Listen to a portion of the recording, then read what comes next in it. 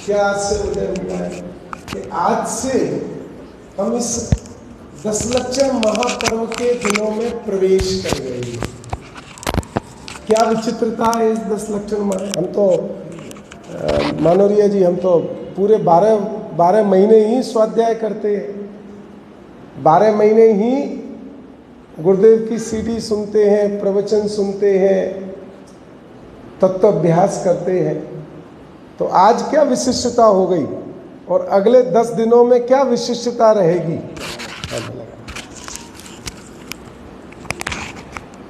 अगले 10 दिनों में क्या विशिष्टता रहेगी? ये जो दशलक्षण महापर्व है अपना, यद्यपि साल में 3 बार आते हैं। डॉक्टर साहब की एक जो पुस्तक है ना, धर्म के 10 लक्षण, अद्वितीय पुस्तक है। 10 धर्मों का जितना सुंदर विवेचन और दशलक्षण महापर्व का, त्रैकालिक पर्व, तात्कालिक पर्व, व्यक्ति प्रधान पर्व, ये जो सब जो आए हैं ना, वो सारे के सारी चर्चा वहाँ की है। उसमें ये बताया है कि ये जो पर्व है, ये कैसा पर्व है कि थोड़ा पुरुषार्थ करे और कई गुना लाभ प्राप्त करे। नहीं समझ में आई बात? हमें उत्तर से दक्षिण की ओर पानी में नाव लेके जाना हो, उत्तर में खड़े हैं और दक्षिण की ओर जाना हो, और हवाओं का प्रवाह विपरीत हो, दक्षिण से हवाएं चल रही हो और उत्तर की ओर बह रही हो, तो आप जाओगे तो सही, पर आपको जो परिश्रम होगा, जो मेहनत होगी, वो बहुत अधिक होगी। क्योंकि जितना पुरुषार्थ करोगे, हवा थोड़ा पीछे धकेलेगी, फिर आपको पुरुषार्थ की अधिकता करनी पड़ेगी, फिर हवा थोड़ा पीछे धकेलेगी। तो ये क्रम चलता रहेगा, पर आपको जो सामान्य पुरुषार्थ है, उस पुरुषार्थ से अधिक पुरुषार्थ करना पड़ेगा, तो ही आप उस दक्षिण के तट पर, किनारे पर पहुंच पाओगे। और अगर वो हवाएं उत्तर से दक्षिण जाना हो और उत्तर से दक्षिण की तरफ ही बह रही हो, तो क्या होगा? अब तुम कम चप्पू चलाओ ना, क्या बोलते हो? चप्पू ही बोलते हैं ना, पतवार बोलते हैं, चप्पू बोलते हैं। कम चलाओ तो भी वो हवाएं हैं, वो आपको वो धकेल के वहां तक ले जाएंगे। ऐसे ही ये 10 दिन है, ये वास्तव में, क्योंकि भगवान की वाणी में आया हुआ कोई स्वरूप है, उसमें कहीं कोई रंच मात्र भी शंका का स्थान नहीं होता है।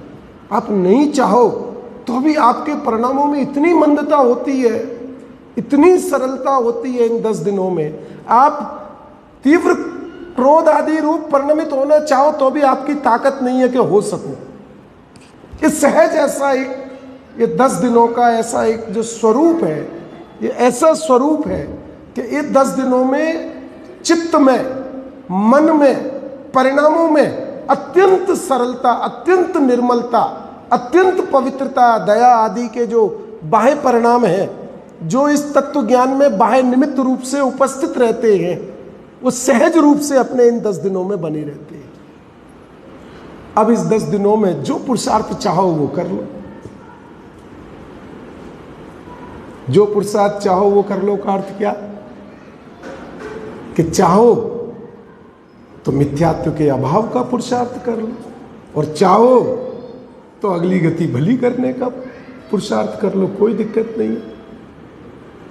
ख्याल में आ रही है कि नहीं आ रही? ये तो आपके हाथ में है ना कि इस 10 दिनों में आपको क्या करना है, किस जाति का पुरुषार्थ करना है। जिस जाति का व्रत तप आदि का पुरुषार्थ करोगे, मैं उसका निषेध नहीं कह रहा हूं, वो हम सब करते हैं, बाह्य में वो सहज रूप से होता है, पर बुद्धिपूर्वक उपादेय बुद्धि से, मोक्ष बुद्धि से पुरुषार्थ करें तो क्या होगा? तो क्या होगा कि जो लाभ मिलना चाहिए था, उसका अनंतवां भाग भी लाभ प्राप्त नहीं होगा। भेद विज्ञान का पुरुषार्थ करता तो बाकी के कार्य तो अपने आप सधते, और जहां भेद विज्ञान का पुरुषार्थ न किया वहां अन्य भवितव्यता हो तो सधे, न हो तो ना भी सधे। उत्तम 10 दिन में आज प्रथम दिन में हमने प्रवेश किया है। लक्ष्य हम सबका क्या है, किस लक्ष्य से बैठे हैं समझ लो। आज सुबह भी हमने एक उत्थानिका ली थी, आज उस गाथा की पूज्य गुरुदेव श्री का अभी जो प्रवचन सुना बहुत स्पष्टता हुई। कल उसकी बहुत सरलता से पुनः चर्चा करेंगे। ये भी आज की उत्थानिका है। हम 10 दिन में हमें क्या पुरुषार्थ करना है, हमें किस जाति का पुरुषार्थ करना है। जो क्लास में बच्चे पढ़ते हैं ना राजकुमार जी, ये जो बच्चे जाते हैं कॉलेज में पढ़ने को, तो उसमें 2 प्रकार के स्टूडेंट जाते हैं। एक कि जिनको शिक्षा के द्वारा नौकरी प्राप्त करनी है, ध्यान समझना, जिनको शिक्षा के द्वारा अच्छी नौकरी ढूंढनी है। एक वो कि जिनको डिग्री लेनी है। समझ में आई कि नहीं आई? व्यापारी बनिए का पुत्र जाएगा, उसको तो डिग्री लेनी है। भाई क्यों लेनी है कि आजकल लड़की वाला लड़की देता ही नहीं। लड़की पहले पूछती है कहाँ तक पढ़े लिखे हो। अगर आप वो लड़का भले ही कितना भी पैसे वाला हो, अब जमाना बदल गया है, वो कितना भी पैसे वाला हो, अगर वो लड़का पढ़ा लिखा नहीं है तो कोई कन्या उसको वर्ण करना नहीं चाहती है। उसको तो पढ़े लिखे की शर्त है। ठीक है ना?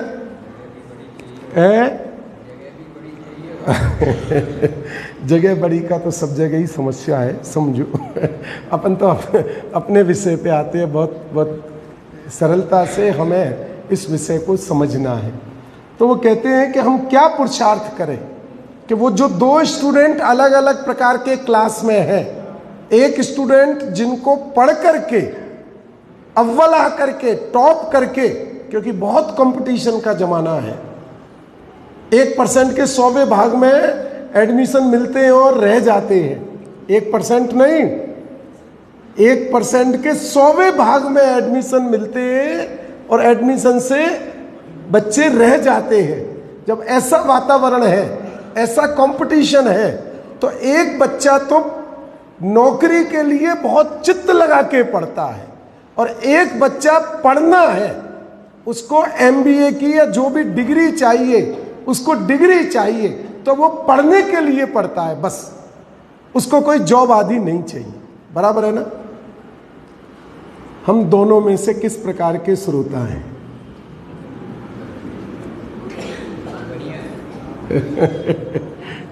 क्यों? हम दोनों में से किस प्रकार के श्रोता हैं? हर साल 10 लक्ष्य मनाते, इस साल भी मनाएंगे, नहीं जाएंगे तो लोग कहेंगे आए नहीं। अरे 10 लक्षण निकल गए तो समाज में एक अच्छे रहने के लिए, समाज में बने रहने के लिए और सबके लिए तो जाना जरूरी है। तो इसलिए रोज 10 दिन सुबह शाम दोपहर आए, सब बराबर सिर हिलाया, ऐसा लगा कि बिल्कुल सब समझ में आ गया है, और स्लेट खाली की खाली रह गई। एक तो इस प्रकार की हमारी अभी जो वर्तमान के आज पहला दिन है इसलिए चर्चा कर रहे हैं, या तो इस प्रकार की हमारी परिणति है, और एक इस प्रकार की है अब आयु का किनारा आ चुका है, अब समय हमारे पास नहीं है। पिछले 3 साल में तो प्रतिदिन वैराग्य के समाचार आके व्हाट्सएप पे खड़े रहते हैं, और वो वैराग्य के समाचार कोई 80, 85, 90 साल वालों के नहीं खड़े रहते हैं। उसके खड़े रहें तो उसमें कोई आश्चर्य नहीं होता है, क्योंकि सामान्यतः कोई भी जीव इस वर्तमान काल में 80-90 की सामान्य आयु ही जी पाता है। पर अब जो समाचार आ रहे हैं 3 साल से, वो कैसे आ रहे हैं? 35 साल का था, 40 साल का था, 38 साल का था। अरे मौका ही नहीं मिला, अस्पताल तक पहुंचने का मौका ही नहीं मिला। वृद्धावस्था में बीमारी हो तो उपदेश देने वाले, समझाने वाले, मित्रजन, परिचित, धर्म में स्थिर करने वाले बहुत सारे लोग हमारे पास आ जाते हैं अगर वेदना हो तो। पर यहां तो क्या हाल हो रहा है, कैसी स्थिति हो गई है पिछले 3-4 सालों से।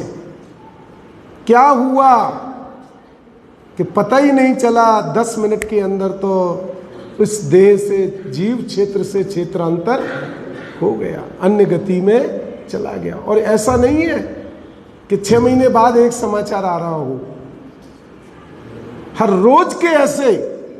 रोज के ऐसे समाचार हमारे सामने हैं। अब हमें यहां 10 दिन अगले किस भाव से इस तत्वाभ्यास को करना है कि जैसे जैसे जिनवाणी के शब्द हमारे कान में गूंजते हैं, जैसे जैसे आचार्य भगवंतों की वाणी हमारे कान में आ रही है, जैसे जैसे ज्ञानी धर्मात्माओं की वाणी हमारे कान में गूंज रही है, वैसे वैसे उसी समय ही उन भावों का गहरा भेद विज्ञान अपने अंदर में ही, अपने ही परिणामों से उसी समय हमें प्रारंभ करने का पुरुषार्थ जागृत करना है। घर तक जाने की भी, उसका भी प्रमाद नहीं करना। जहां बैठे हो, जो बात जिनवाणी में आ रही है उस बात को उसी समय विचार करके अनुभव करने का प्रयत्न करना है। अगर उस जाति से हमने, उस भाव से हमने इस जिनवाणी का अभ्यास किया तो समझ लेना क्या लाभ होगा कि अभ्यास के काल में ही, अभ्यास के, तत्वाभ्यास के इसी निर्णय के काल में ही मोहादि के उपशमादि होने लगेंगे। ये टोडरमल जी ने लिखा है, अभी बताऊंगा मैं जब ये प्रकरण अपना चलेगा ना। ये अभ्यास के काल में ही वो मोहादि के उपशमादि अनंत गुनी तीव्रता से होने लगेंगे, अनंत गुनी गति से होने लगेंगे। ये बताया जिस दर्शन मोह के कारण से अनादिकाल से निमित्त रूप से मैं अपने द्रव्य स्वभाव को, अपने आत्म स्वभाव को नहीं समझ पा रहा हूं। खाली मेरी इतनी जागरूकता, कितनी जागरूकता कि अब मुझे अपने निज स्वभाव को, अपने चैतन्य स्वभाव को समझना है जिनवाणी के आश्रय से। इतना मेरा परिणाम यहाँ, वो भी बहुत घंटों का नहीं है, प्रवचन कितनी देर चलेगा, 1 घंटे चलेगा। उतने परिणाम से मेरा मोक्ष मार्ग सधता है, सध जाएगा। और ये काल अभी उत्तम है। इतनी बात समझ में आ गई। ये अपनी एक सामान्य भूमिका की चर्चा है जो आपको 10 दिन अपनी स्मृति में बसा के रखनी है, याद रखनी है कि हमें किस आधार से, किस प्रयोजन से इस भेद विज्ञान रूप तत्व ज्ञान का अभ्यास, भाव भाषण करना है। अब हम जो 3 पंडित टोडरमल जी साहब ने 3 प्रकार के मिथ्या दृष्टि, जैनी मिथ्या दृष्टियों का वर्णन किया। कौन कौन से? निश्चयाभासी, व्यवहाराभासी, उभयाभासी। हम कहते हैं हम व्यवहाराभासी तो नहीं है क्यों साहब, मुमुक्षु हो ना, तो हमको तो छाप लगी है हमारे पास तो, निश्चय वाले हैं, निश्चय वाले हैं, निश्चय वाले हैं। क्या छाप लगी है? सबकी छाप लगी है ना। क्या लगी है? कुछ करने वाले नहीं है, बातें करा लो वैसे क्या है? बातें करा लो वैसे है। मुझे तो समझ में नहीं आता है भगवान, सिद्ध भगवान क्या कर रहे हैं अभी सिद्धालय में। सिद्ध भगवान सिद्धालय में क्या कर रहे हैं? कुछ कर रहे हैं तो क्या कर रहे हैं? अपने स्वरूप में है ना। तो कैसा है स्वरूप? कैसा है स्वरूप? ज्ञान दर्शन चारित्रमय है, तो ज्ञान कर रहे हैं। तो जब जो सिद्ध भगवान संसार से मुक्त होके क्या कर रहे हैं? ज्ञान ही तो कर रहे हैं कि कुछ और कर रहे हैं। तो संसारी जीवों का जो स्वभाव है, संसारी जीवों को भी जो पुरुषार्थ करना पड़ेगा वो ज्ञान का करना पड़ेगा कि कोई और वस्तु का करना पड़ेगा। ख्याल में आ रही है कि नहीं आ रही है? क्या करना पड़ेगा? जो स्वभाव है उसका ही पुरुषार्थ हो सकता है कि जो स्वभाव नहीं है उसका भी पुरुषार्थ हो सकता है। किसका पुरुषार्थ हो सकता है? जो स्वभाव है उसका पुरुषार्थ तो हो सकता है, पर जो स्वभाव नहीं है, जो पराश्रित है, उसका पुरुषार्थ तीन काल में भी हो नहीं सकता। उसका पुरुषार्थ करे तो वो मिथ्या पुरुषार्थ कहलाता है। यहां अपनी बात कहां किसकी करनी है? निश्चयभाषी की नहीं कर रहे हैं हम कि सब हम व्यवहाराभासी तो नहीं है। नहीं, अभी कितना व्यवहाराभास अपने अंदर में बैठा हुआ है, वो चर्चा पंडित टोडरमल जी के माध्यम से हमें समझनी है। देखो, इसलिए ये मोक्ष मार्ग प्रकाशक अभी भी हमारे अंदर में परद्रव्य के प्रति कितनी आश्रयता बनी हुई है। परद्रव्य से लाभ होगा, ये हमारे चित्त में कहां कहां तक बैठा हुआ है। कितनी जड़ें इसकी गहरी है। किसकी? अन्य द्रव्य से लाभ होगा, भगवान से लाभ होगा, परद्रव्य से लाभ होगा। इसकी जड़ें हमारे अंदर में कहां तक बैठी हुई है, कहां से उनको उखाड़ना है, कहां से उनको कमजोर करना है, वो बात पंडित टोडरमल जी साहब इसका जो पृष्ठ है व्यवहाराभासी प्रकरण का, इसका पृष्ठ है 243 243।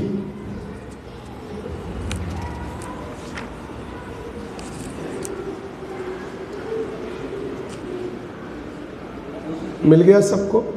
243 पुरानी पुस्तक में 213 यही है ना। यहां कोई जाने, ये है यहां कोई जाने, व्यवहाराभासी वाला नहीं, व्यवहाराभासी प्रकरण का 243 नंबर का पेज वही है, सबका वही है। यहां कोई जाने के बाहे में तो अनुव्रत महाव्रतादिक पालन साधते हैं। देखो, मिल गया ना? 243 है, बहुत अच्छा प्रकरण है। और इस प्रकरण के निमित्त से जो हमारी अनादिकाल से चली आ रही तीन भूलें, तीन मुख्य भूलें जो मिथ्यात्व का मूल कारण है, कौन कौन सी? एक तो पर पदार्थ में इष्ट अनिष्ट पना। पहली कौन सी भूल? पर पदार्थ में इष्ट अनिष्ट पना। दूसरी, पर्यायाश्रित कार्यों में अहम बुद्धि। दूसरी कौन सी? पर्यायाश्रित कार्यों में अहम बुद्धि। और तीसरी, कसाय में मुक्ति मार्ग मानना। ये तीनों भूलें इस प्रकरण से, और वो हमारे अंदर में कैसे बैठी हुई हैं, जबकि हम रोज सुबह दोपहर गुरुदेव श्री का प्रवचन सुन रहे हैं, स्वाध्याय सुन रहे हैं, फिर भी वो जो भूल है वो वैसे की वैसी दृढ़ बनी हुई है। वो कैसे निकले, उस बात को यहां पंडित टोडरमल जी साहब बता रहे हैं। देखो, पहले मैं इस प्रकरण को पढ़ता हूं, फिर इस प्रकरण के भाव को हम धीरे धीरे समझने का अभ्यास करेंगे।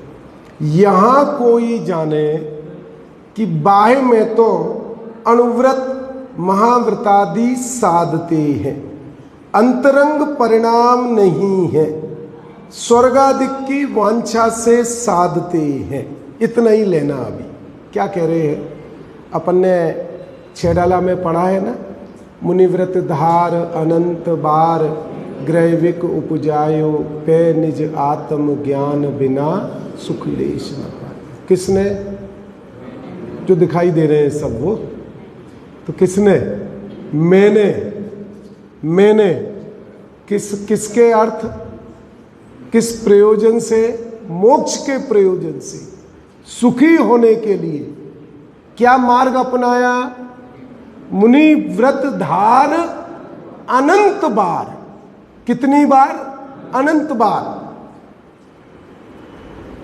ग्रहविक उपजायो, माने जहां तक मिथ्या दृष्टि जीव जा सकता है, उग्र से उग्र तप करके, उग्र से उग्र शुभ भावों से, शुभ परिणामों से, संसारी जीव के सर्वश्रेष्ठ, मिथ्या दृष्टि जीव के सर्वश्रेष्ठ शुभ परिणाम जिस भूमिका तक हो सकते हैं, उस अंतिम पायदान तक को स्पर्श करके एक बार नहीं, कितनी बार?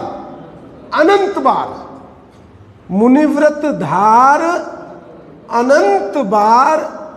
फल में क्या मिला? फल में क्या मिला? ग्रैविक, 9वें ग्रैविक की भूमि को स्पर्श किया, माने 9वें ग्रैविक में जन्म लिया। 31 सागर की आयु वाला 9वां ग्रैविक, उसके ऊपर तो सम्यक दृष्टि जीव ही जाते हैं, 5 अनुदिश है ना, सर्वार सिद्धि आदि, तो उसमें तो सम्यक दृष्टि जीव जाते हैं। हाँ, सम्यक दृष्टि वो भावलिंगी मुनि जाते हैं, बात सही है। तो कहने के क्या तात्पर्य है कि वो जो पुरुषार्थ किया, क्या फल चाहा था उस पुरुषार्थ का? सिद्ध अवस्था। देखना, किया किसके लिए था? सिद्ध अवस्था के लिए। मिला क्या? ग्रैविक। कितनी बार किया? अनंत बार। अनंत बार सिद्ध अवस्था की भावना से किया कि स्वर्ग की भावना से किया? किसकी भावना से किया? सिद्ध अवस्था की भावना से। अनंत बार में भी एक बार की भी भावना सफल नहीं हुई कि सिद्ध अवस्था चला जाता। जितना भी पुरुषार्थ किया, उस पुरुषार्थ का अंतिम फल कहां तक रहा? ग्रैविक तक रहा, उसके ऊपर नहीं गए। अब ये बात को समझना, बहुत गहराई से समझना और अपने परिणामों को अब टटोलना कि हम जो भी अपनी क्रिया कर रहे हैं, हम जो भी पूजा कर रहे हैं, भक्ति कर रहे हैं, स्वाध्याय कर रहे हैं, वो उन सब के पीछे हमारे भावों में, हमारे भाव किस प्रकार के हैं, उनका फल हम क्या चाहते हैं, ये विचार करना। अभी तो अभी अपने को दूध का दूध और पानी का पानी अपने ही उपयोग में आकर के खड़ा हो जाएगा, स्पष्ट हो जाएगा। देखो क्या कह रहे हैं, अब इस बात को यहां दोबारा समझो। यहां कोई जाने कि बाह्य में तो अनुव्रत महाव्रतादिक साधते हैं। अनुव्रत माने देश व्रत हो गए, अनुव्रत आदि, और महाव्रत तो अपन जानते हैं सकल संयम हो गया, साक्षात मोक्ष का कारण हो गया, दोनों को ही लिया। अंतरंग परिणाम नहीं है कि साहब हमने अनंत बार किया, वो अंतरंग परिणामों से नहीं किया। काय से किया? बाह्य परिणामों से किया। अंतरंग की मोक्ष की इच्छा नहीं थी। लिखा देखो, अंतरंग परिणाम नहीं है और स्वर्गादिक की वांछा से साधते हैं। जो अनंत बार मैंने पुरुषार्थ किया, उस पुरुषार्थ में मेरे अंतरंग भाव सिद्ध अवस्था के नहीं थे, मेरे भाव तो स्वर्ग के ही थे, ऐसी शंका उठाई है। किसने? पंडित टोडरमल जी ने। किसके बारे में? हमारे बारे में। कौन से पुरुषार्थ के बारे में? जो पूर्व में अनंत बार में कर चुका हूं। इतनी बात आई ना। अब उसका टोडरमल जी उसका यथार्थ स्वरूप बता रहे हैं कि भाई ऐसी बात नहीं है। तो क्या बात है देखो, सो इस प्रकार साधने से तो पाप बंद होता है। क्या कह रहे हैं? क्या कह रहे हैं? किस प्रकार साधने से? स्वर्ग की इच्छा से जो जिनमार्ग में कहे हुए व्रत तप आदि महाव्रत आदि धारण करोगे, किसकी इच्छा से? स्वर्ग की इच्छा से। जो जिनमार्ग में जिनेंद्र भगवान की वाणी में आए हुए, कहीं अन्य की बात नहीं है, वो जो अणुव्रत और महाव्रत धारण करोगे, उनके फल में तो पुण्य बंद नहीं होगा।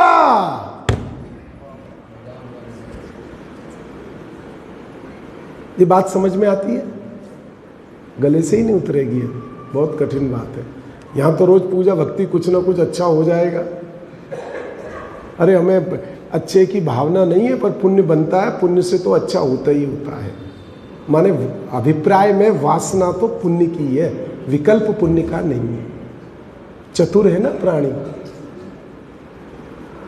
कोई लड़के वाला हो, उसको अपने बेटे की ब्याह करना हो, और जो कन्या मिली हो वो कोई करोड़पति अरबपति घर की हो, तो वो उससे ये कहेगा कि भाई तुम्हें ये भी देना पड़ेगा, तुम्हें ये भी देना पड़ेगा, मुझे ये भी देना पड़ेगा, कहेगा ऐसा? इकलौती कन्या है,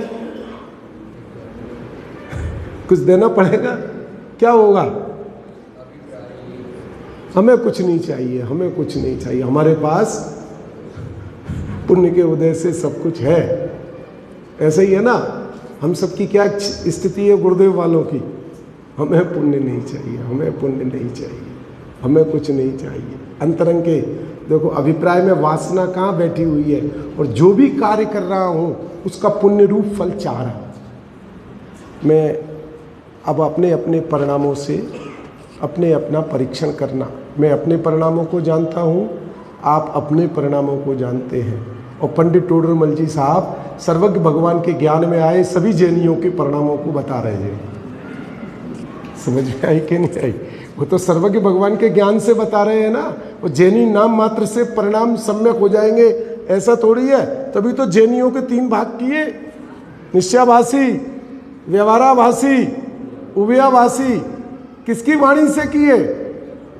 3 लोक के नाथ जिनेंद्र भगवान की वाणी के आधार से ही तो 3 भाग हुए कि 3 प्रकार के जैनी मिथ्या दृष्टि पाए जाते हैं, जो उत्तम कुल में प्राप्त करके भी इस मनुष्य भव को खो करके अनंत संसार में अनंत जन्म ग्रहण करने आगे बढ़ जाते हैं। महा मुश्किल से उत्तम कुल उत्तम पर्याय मिलकर के भी अपना कार्य नहीं कर पाते हैं। तो क्या कह रहे हैं यहाँ टोडरमल जी साहब, समझना।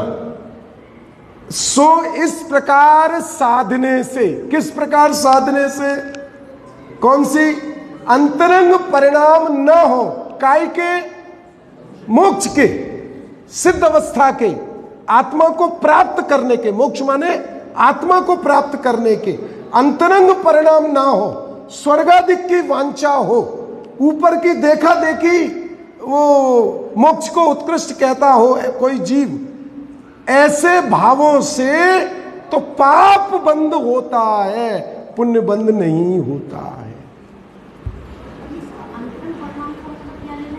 अंतरंग परिणाम मतलब मोक्ष की इच्छा नहीं है, स्वर्गादिक की इच्छा है। हाँ, तो ये आगे उसका उत्तर आ रहा है, आगे उसी का उत्तर आ रहा है।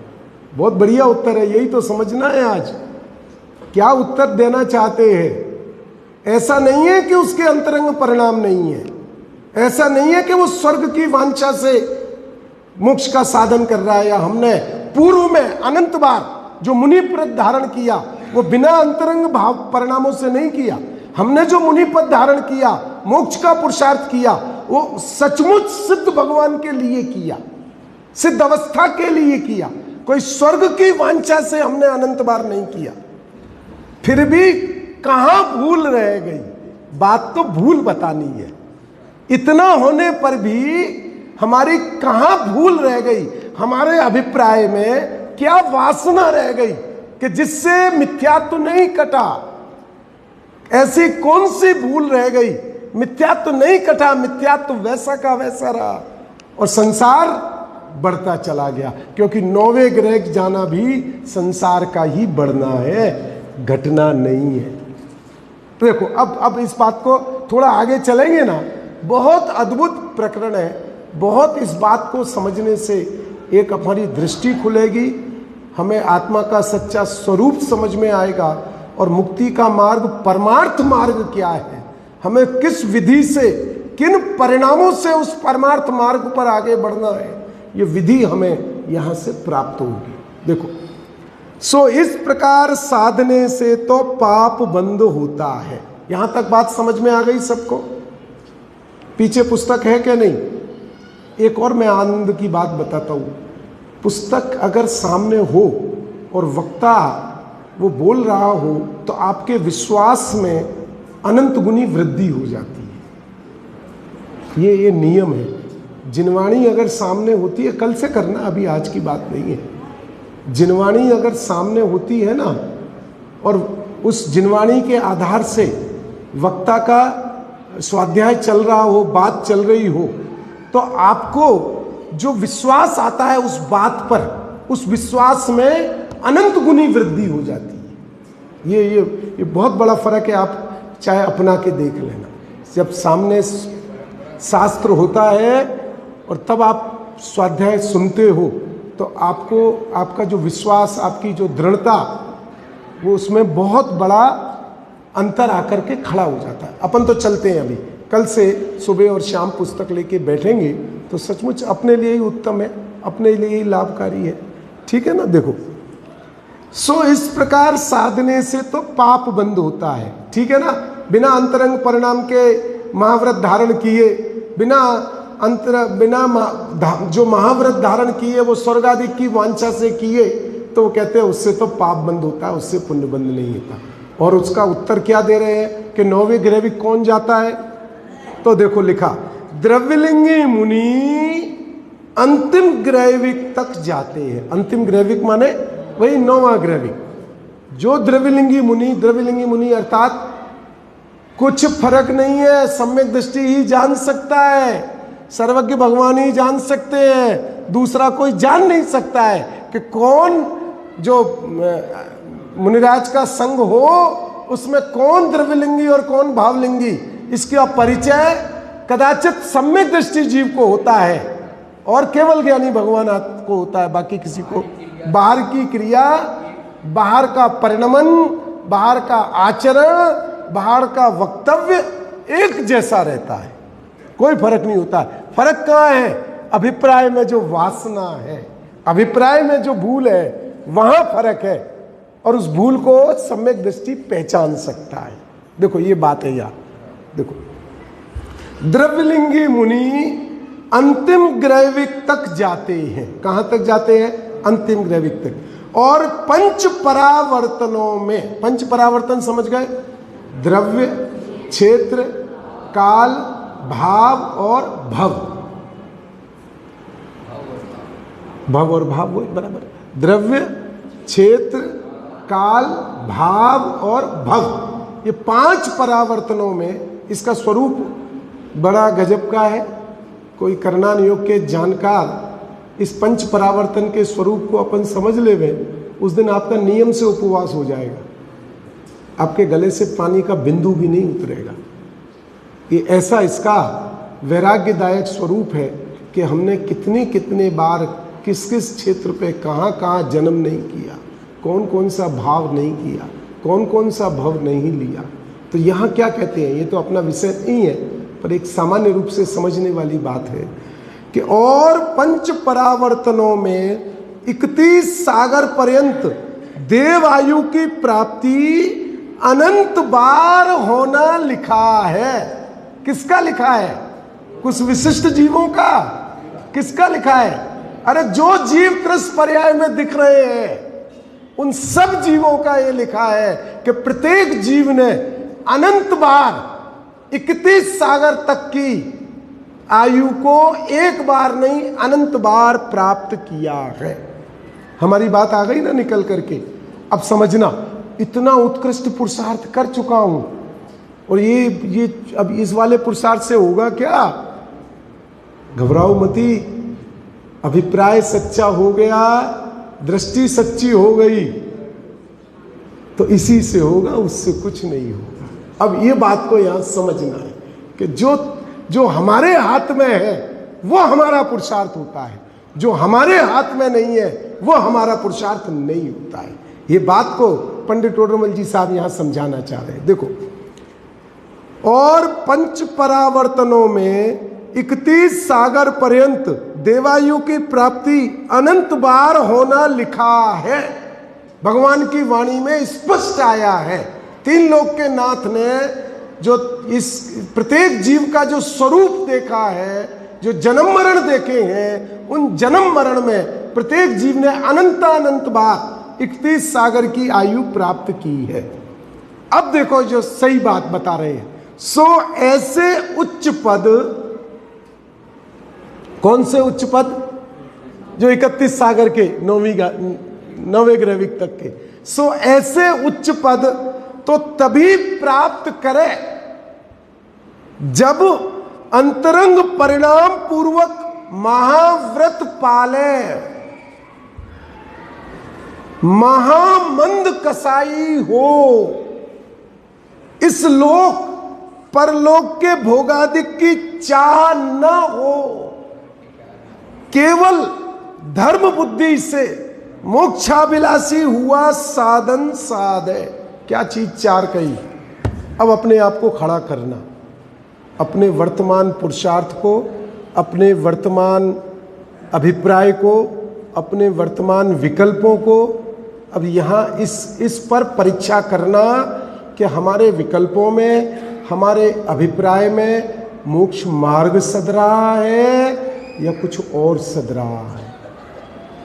अब ये पंडित टोडरमल जी साहब ने जो चार चीजें दी है ना, ये अपनी परीक्षा के लिए दी है कि ये कौन सी चार चीजें। देखो क्या लिखा, सो ऐसे उच्च पद तो तभी प्राप्त करे जब अंतरंग परिणाम पूर्वक महाव्रत पाले। माने स्वर्ग की वांछा से नहीं, कोई अन्य लौकिक यश आदि के लिए नहीं, किससे? मोक्ष के लिए ही, मोक्ष के लिए ही घर गृहस्थी छोड़े, मोक्ष के लिए ही 28 मूल गुणों का निरतिचार पालन करे, मोक्ष के लिए ही व्रत तप संयम को अंगीकार करे, मात्र मोक्ष के लिए। दूसरी कोई संसार की लौकिक भावना और कामना रंच मात्र भी नहीं है। महामंद कसाई हो, कोई शरीर को चीर देवे, नमक मिर्च भुरक देवे, जितनी वेदना कर देना चाहता हो देवे, तो भी जिनवाणी में आता है कि इतना महामंद कसाई मुंह से आहा तो दूर, आंख का कोआ भी लाल ना हो गए। किसकी बात चल रही है? कितनी बार? अभी तो हम छोटी सी मंद कसाई पे रीझते हैं। अभी हमारे परिणामों में थोड़ी मंद कसाई होती है ना, तो हम जमीन से ऊपर ऊपर उठते उठते चलते हैं। सच्चाई समझना बात को, क्योंकि हमें मोक्ष मार्ग साधना है, हमें अगला भव भला नहीं करना है। हमारा पुरुषार्थ भव के अभाव का करना है हमें।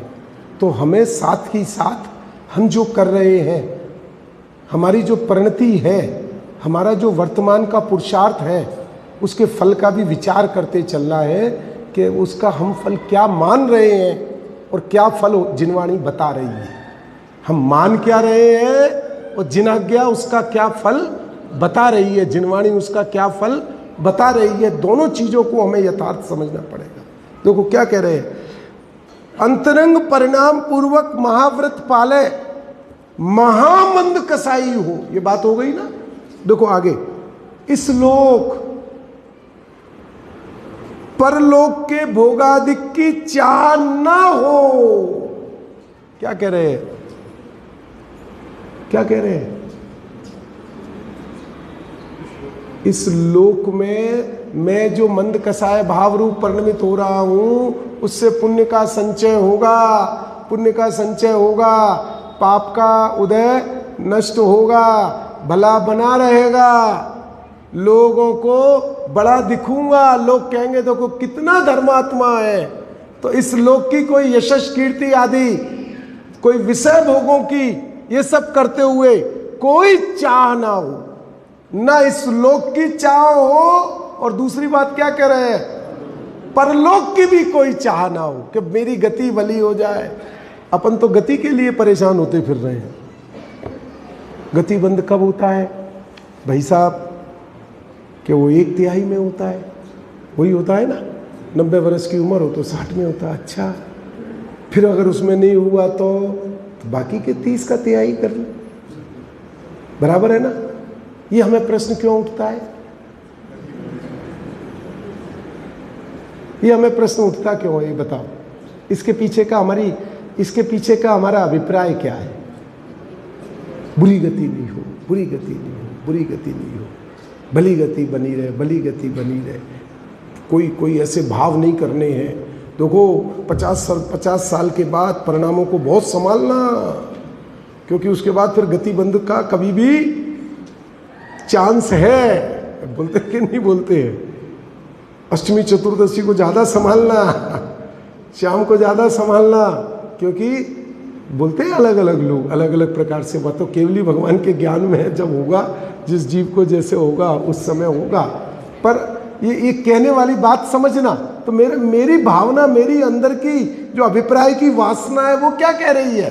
मैं जो धर्म साधन कर रहा हूं और ये मान रहा हूं कि मेरा तो मोक्ष हो रहा है, मेरा तो मोक्ष प्रशस्त हो रहा है, मैं तो मोक्ष में बढ़ रहा हूं, पर मेरे उन धर्म साधनों से मेरा परिणाम क्या फल चाहता है, पहले वो तो समझ लो।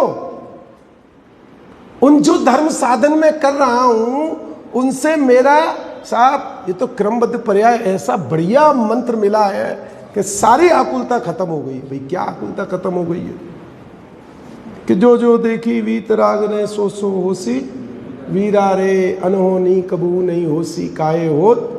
जब नुकसान होता है तो पंडित जी आकुलता नहीं करते, होने ही वाला था, हो गया, ठीक है। जब लाभ होने होता है तो ज़्यादा नाचते नहीं है, होना था वो हो गया, शांति बनाए रखते हैं। इसका नाम क्रमबद्ध पर्याय है।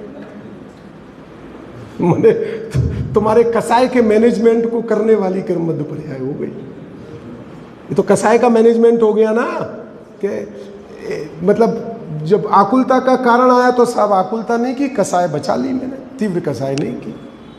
और जब वो जो रौद्र ध्यान का कोई आनंद का कोई प्रसंग आया, क्या है ना, आर्द्र रौद्र ध्यान ही है ना, तो जब कोई आनंद का प्रसंग आया तो साहब थोड़ा सा मैंने बहुत कोई नाचा फाची नहीं की और शांत बना रहा। तो वो जो क्रमबद्ध पर्याय भगवान का जो सिद्धांत है, वस्तु व्यवस्था का जो धर्म कांटा है, न्याय है, वो जीव के विकारी भावों के मैनेजमेंट के लिए है। बराबर है ना? हम क्रमबद्ध पर्याय का काय में यूज करते हैं, अरे ऐसे ही होने वाला था, काय को दुखी हो रहा है, तो नुकसान होने वाला था वो हो गया, ऐसे ही होने वाला, तू तो आगे बढ़, आगे काम कर, काय में करते हैं। समझ में आ रही है? हम धर्म के सिद्धांतों को जो मुक्ति के मार्ग में ले जाने वाले धर्म के महासिद्धांत हैं, उनको कहां ले जाते हैं कि इस मनुष्य पर्याय की आकुलता को मंद करने में लगाते हैं। अच्छा है लगाते हो उसको, तीव्र आकुलता करना कोई भली बात है ऐसा नहीं है, पर वो जो महासिद्धांत है वो कर्मों को, भव को नाश करने वाला है, भव को बढ़ाने वाला नहीं है। और हम उस क्रमबद्ध पर्याय का सिद्धांत का कहां प्रयोग करते हैं? अंतर की अभिप्राय की वासना पकड़ में आ रही है कि नहीं आ रही है? ये तो मैंने एक उदाहरण देके ये बात को बताया।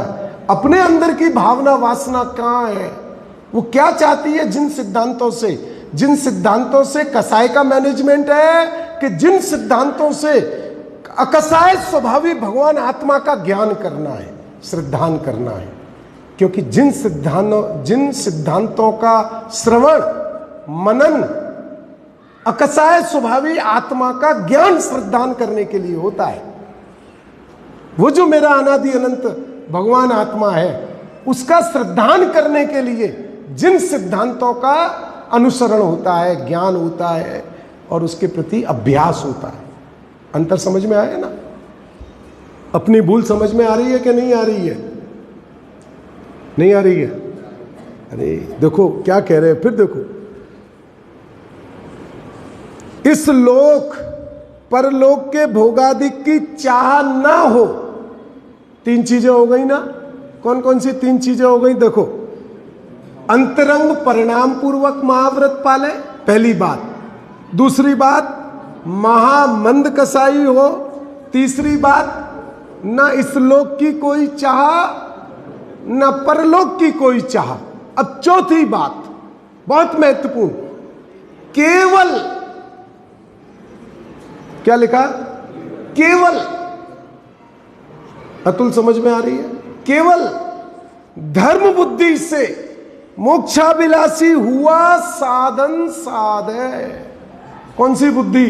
संसार वाली नहीं, पुण्य वाली नहीं, मान कसाय वाली नहीं, कोई स्वर्गादिक की वांछा वाली नहीं, अन्य कोई प्रयोजन की, सांसारिक प्रयोजन की नहीं। किसकी बुद्धि? मात्र, केवल, केवल का मतलब मात्र धर्म बुद्धि से मोक्षाभिलाषी हुआ साधन साधे। मोक्ष की अभिलाषा से ही मुक्ति के मार्ग में साधन साधे, माने बढ़े, महाव्रत पाले, जो जो क्रिया मुक्ति के मार्ग में व्यवहार से जिन शासन में आई है, उन सभी क्रियाओं का निरतिचार धर्माभिलाषी हुआ साधन करे, फिर भी मोक्ष नहीं हुआ।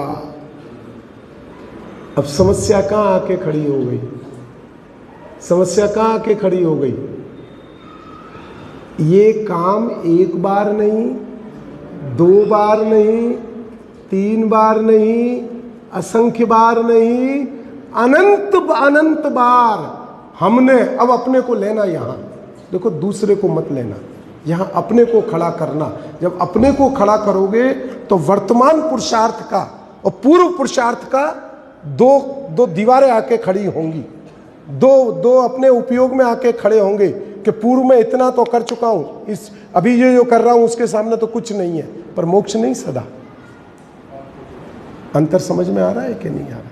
यहां किसको लेना? देखो, अभी मैं आपसे बोलूं, समझ लो, चलो समझ लो, आपके यहाँ ये चल रही है ना सीडी। कल कोई निमिष भाई आए यहाँ, 50 लोग गुरुदेव श्री का सीडी प्रवचन सुन रहे हो, वो कह रहे बड़े अच्छे लोग हैं, वास्तव में अच्छे ही लोग हैं जो मुक्ति के मार्ग की चर्चा सुनेंगे। तो सबको मैं एक एक फ्लैट सोनगढ़ में देना चाहता हूँ, बराबर है? कितने फ्लैट मिलेंगे? कितने लोग थे? 100 थे ना भाई। 100 लोग स्वाध्याय में थे और 100 लोगों को बोला कि जितने भी लोग यहाँ स्वाध्याय में, कभी हो सकता है, चिंता मत करो मुक्ति मार्ग वालों को तो 100 को एक एक फ्लैट सोनगढ़ में आप आकर के पूज्य गुरुदेव श्री की उस पावन धरा पे तत्व अभ्यास करो, देखो, आओ, तो हम सबको फ्लैट देंगे। अब आप, उन्होंने 100 बोला, अब 100 में से जो 100 लोग साधर्मी जन बैठे हुए हैं, उनको किसका आनंद आएगा? एक फ्लैट का आएगा कि 100 फ्लैट का आएगा? किसका आएगा? उनको जो एक मिला, ख्याल में आया कि नहीं आया? वो किसका अनुभव करेंगे? वो किसका आनंद लेंगे? अपने एक फ्लैट का आनंद लेंगे कि जो उनके पास, घोषणा उन्होंने 100 की, पर उनके पास जो आया उसका आनंद लेंगे। ऐसे ही यहां पंडित टोडरमल जी साहब क्या कह रहे हैं कि द्रव्यलिंगी मुनि की यह स्थिति होती है, इतना पुरुषार्थ करने के बाद भी, इतना पुरुषार्थ करने के बाद भी संसार में ही परिभ्रमण रहता है, मोक्ष नहीं सदता। तो यहां मुझे किसको लेना है? अपने आप को लेना है कि किसी और को लेना है? किसको लेना है? यहां मुझे अपने आप को खड़ा करना है कि ये पुरुषार्थ मैंने अनंत बार किया। अभी वर्तमान का जो पुरुषार्थ है, अगर उसी जाति का है तो इसका अर्थ है कि मेरा मोक्ष नहीं सद रहा है। अगर उससे भिन्न जाति है तो इसका अर्थ है कि कदाचित मेरा मोक्ष सद रहा है। देखो, इसको पूरा कर लेते हैं 2 मिनट में, कल इससे आगे चलेंगे। बहुत अच्छा, ये जो 3 मूल भूल हैं जो संसार का कारण है, ये सारी इतना करने के बाद भी कौन सी मूल भूल रह गई जिसको अभिप्राय की वासना कहते हैं जिनवाणी में, उस भूल को पंडित टोडरमल जी यहां निकालेंगे अपनी। देखो, धर्म बुद्धि से मोक्षाभिलाषी हुआ साधन साधे, इसलिए द्रव्यलिंगी के स्थूल तो अन्यथापना है नहीं। बाहर से कोई नहीं कह सकता है कि ये द्रव्यलिंगी और भावलिंगी है। स्थूल तो कोई भी अन्यथापना, मोटे रूप से तो कोई अन्यथापना है नहीं, सूक्ष्म अन्यथापना है। अभी समझ में आ रही है कहाँ भूल है? अब उस सूक्ष्म भूल को हमें पकड़ना है। आप तो पूरा पढ़ लेना, मैं तो फिर कल अपने हिसाब से धीरे धीरे इसको हमारे चित्त में तर्कों से, उदाहरण से ये विषय पूरा का पूरा एकदम उतर जाए और हमें सम्यक पुरुषार्थ की जानकारी हो जाए, जिससे कि हम अपने चित्त को सम्यक पुरुषार्थ में लगा सकें। ये विषय अपन कल चलाएंगे। सो सम्यक दृष्टि को भाषित होता है। किसको पता चलता है? मिथ्या दृष्टि तो यही कहेगा मोक्ष में ही जा रहा है, मोक्ष का ही मार्ग है, क्योंकि भगवान की वाणी में महाव्रत को ही बाह्य मोक्ष, बाह्य सम्यक चारित्र कहा गया है। महाव्रत का सफल पालन हो रहा है, निरतिचार पालन हो रहा है। जो है महामंद कसाई है, धर्माभिलाषी हुआ, साधन कर रहा है, मोक्ष में ही जाएगा। पर कहाँ अन्यथापना है, कहाँ हमारी उस अपेक्षा से हमारी जो वर्तमान में कहाँ भूल है, उस भूल को पंडित टोडरमल जी, अब जो उसका प्रकरण कल चलेगा, कल आप आओ, सब चूकना नहीं तो वो पुरानी भूल क्या किया ये तो समझ गए, पर अब क्या करना है ये रह गया तो फिर मुक्ति का मार्ग फिर संकट में रह जाएगा।